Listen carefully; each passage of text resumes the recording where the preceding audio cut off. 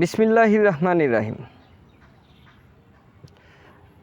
Viewers, কবিতায় মাহির and video special এই চ্যানেলটির পক্ষ থেকে আপনাদের শুভেচ্ছা জানাচ্ছি। আমি মঞ্জুরুল ইসলাম মাহির।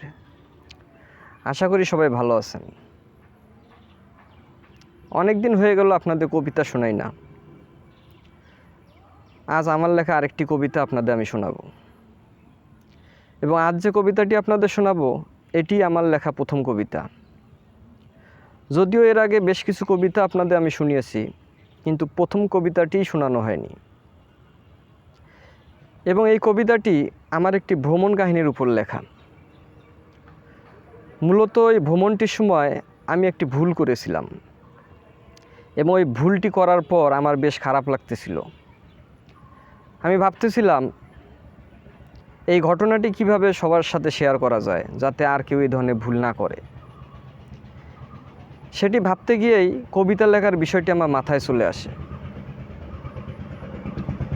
তো ভিউয়ার্স, কবিতাটি বলার আগে কি ভুল করেছিলাম বা ঘটনাটি কি ঘটেছিল সেটি আগে আপনাদের সাথে শেয়ার করব। তো ভিউয়ার্স, আমি তখন সবেমাত্র ইন্টার পরীক্ষা দিয়েছি, অর্থাৎ এইচএসসি বা হায়ার সেকেন্ডারি স্কুল সার্টিফিকেট পরীক্ষা শেষ করেছি। ঠিক ওই সময় কোনো একটি কাজে দরকার হলে আমাকে দিনাজপুরে যেতে হবে। ওই দিনের আগে আমি কখনো দিনাজপুরেও যাইনি। তো যাই হোক, সিদ্ধান্ত নিলাম ট্রেনে যাব, আর এই উদ্দেশ্যে স্টেশনে গেলাম। স্টেশনে গিয়ে টিকিট মাস্টারকে বললাম যে কোন ট্রেনে গেলে আমি দিনে দিনে যেতে পারবো। টিকিট মাস্টার বললেন 2টার আগে কোনো ট্রেন নাই, 2টার পরে একটি ট্রেন আছে, সেটি হচ্ছে কলেজ ট্রেন, সেটি হচ্ছে লোকাল ট্রেন। সেটিকে কলেজ ট্রেনও বলা হয় এই কারণে, যেহেতু ওই সময় কলেজ ছুটি হয় এবং কলেজের স্টুডেন্টরা ওই ট্রেনে যাওয়া আসা করে। তো যাই হোক, আমি বললাম ঠিক আছে, যেহেতু আর কোনো বিকল্প নেই, আপনি জানালার পাশে একটি সিট দেন। তো টিকিট মাস্টার বললেন যে টিকিট নেন, কিন্তু সিটের কোনো গ্যারান্টি নেই, কেননা এটি হচ্ছে লোকাল ট্রেন। এই ট্রেনে যে আগে উঠে বসতে পারবে সেই সিট পাবে।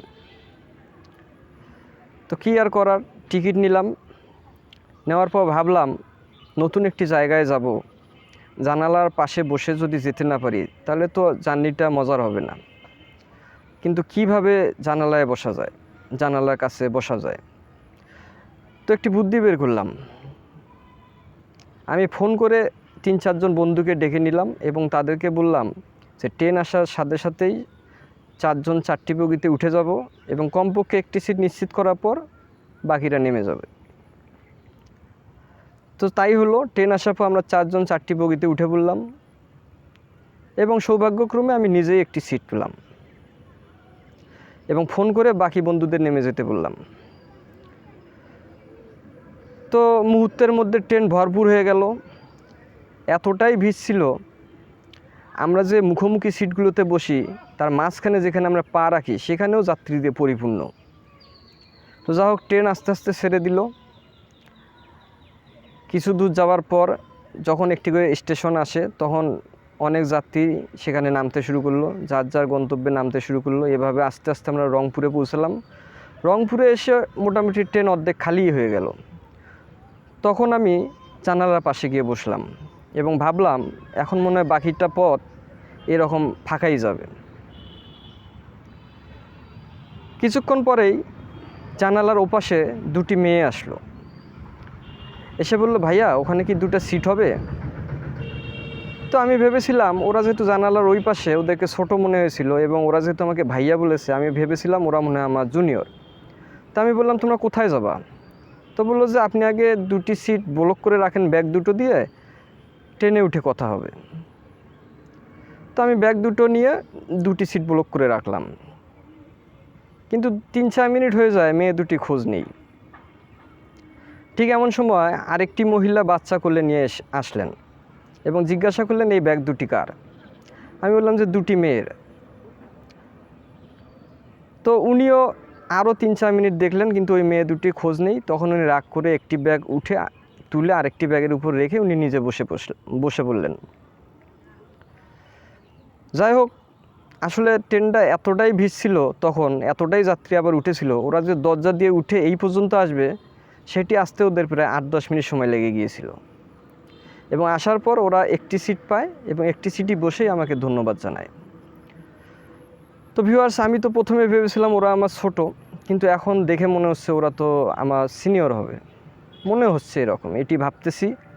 এবং ট্রেন যখন আবার কিছু দূর যাওয়ার পর খালি হয়ে গেল, তখন এক যাত্রী ওই মেয়ে দুটিকে জিজ্ঞাসা করলো, তোমরা কিসে পড়ো? ওদের একজন বলল যে আমরা কারমাইকেলে অনার্সে পড়ি। তখন আমার চূড়ান্তভাবে খারাপ লাগাটা শুরু হয়। আমি শুধু ভাবতে থাকি যে ওদেরকে তো আমি জুনিয়র ভেবে তুমি করে বলেছি, এটা কী ধরনের বোকামি করলাম। তো ভিউয়ার্স, এই ভুলটা যেন আর কেউ না করে সেটি শেয়ার করার জন্য আমি কবিতাটি লিখলাম।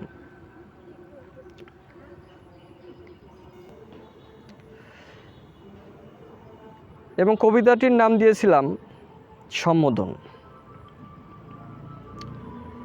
তো ভিউয়ার্স, চলুন তাহলে শোনা যাক কবিতাটি। যেতেছিলাম দিনাজপুর, ট্রেনটা ছিল ভরপুর, মাঝপথে ট্রেন হলো খালি, পৌঁছালাম রংপুর। ভেবেছিলাম থাকবে খালি, কিন্তু সে কি হুলস্থলি, কার সিটেতে কে বসে, শুরু হলো পারাপারি। আমি সিটে বসে আছি, ভাই দুটো সিট হবে কি? জানালার পাশে এসে বলেছিল মেয়ে দুটি। ভেবেছিলাম ছোট বোধ হয়, বললাম তাই যাবা কোথায়, আর তোমাদের দরকারি দুটি সিটই আছে হেথায়।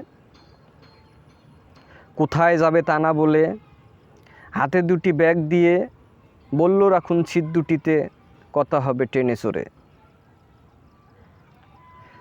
মিনিট 10 পরে এসে একটি সিট পেল শেষে, ধন্যবাদ করল জ্ঞাপন একজন শুধু সিটে বসে। এক যাত্রী জিজ্ঞাসিল, তোমরা দুজন কোথায় পড়ো? কারমাইকেলে অনার্স করে তাদের একজন উত্তর দিল, আমি কেবল ইন্টার, পরীক্ষা দিয়েছি সেবার, কমপক্ষে 1 বছরের তারা ছিল সিনিয়র। জুনিয়র তাদের ভেবে আমি সম্বোধন করেছিলাম তুমি, এখন শুধু চিন্তা করি করলাম কেন এ বোকামি।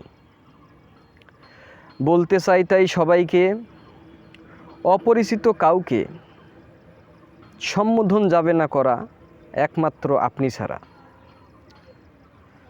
তো ভিউয়ার্স, কবিতাটি কেমন লাগলো কমেন্টস করে জানাবেন, এবং ভালো লাগলে অবশ্যই লাইক শেয়ার করবেন। আজকে এ পর্যন্তই, আবার কোনো নতুন বিষয় নিয়ে আপনাদের সামনে দেখা হবে। আল্লাহ হাফেজ।